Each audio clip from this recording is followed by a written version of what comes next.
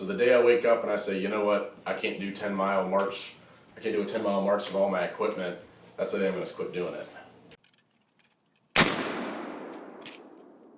I'm 18 years old and I reenact the American Civil War. I do it because I like to preserve history and I like to get a sense of, what it was like. Instead of learning about it through books, I like to learn out about it by being there. I've been reenacting for about 6 years now. This is coming into my 7th year in 2015. And I've been all over the place. I've reenacted everywhere from Gettysburg to the upper part of Pennsylvania, all the way down to North Carolina. I'll be traveling to Arkansas here in June. When I was little, I watched a TV show on PBS called Liberty's Kids. I thought that was really cool. I wanted to be an American Revolution soldier. Well, that costs a lot. Civil War stuff's the next best thing, and since then I've loved it. And when we're at these reenactments, we camp, everything's in the period style. We don't have anything modern. Everything from the period supplies they would have had at that time, and I do tons of research to find out what unit I'm portraying would have had.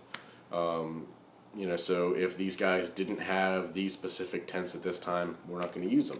If they didn't have this specific uniform at this time, we're not going to use it. I want to do it until I get to the point where I can't do it correctly.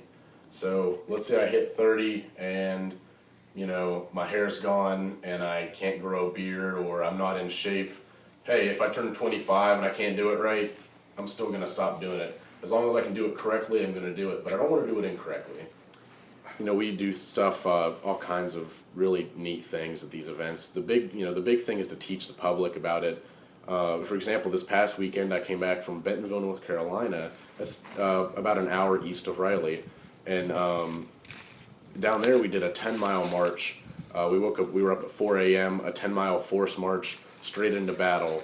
We started digging trenches with our bayonets and muskets and cups and things, and they dug these trenches and held off the Confederate advance. And that was part of the battle to show the public what it would look like after Sherman's army came up from their famous March to the Sea.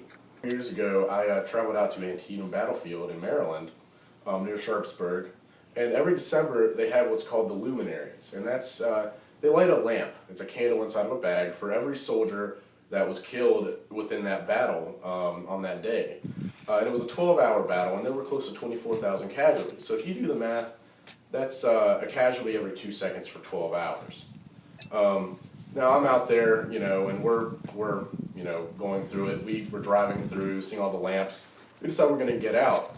We went out, started walking around, and we're in normal clothes with one of the caps on and everything. And I had gotten separated, and I couldn't find where I went. And I got to the top of this hill, thinking, "Oh, I can find my way out." And every direction I looked, I couldn't see the end of these lamps. And at that moment, it hit me like, wow, this was this big. And since then, I've just felt more of a personal connection of like, these guys were forgotten. No one's ever going to remember every lamp there was a person, and they're not going to remember every person's memory. So I like to, think almost to return the favor. Like, you know what? I'm here for you guys who originally were there.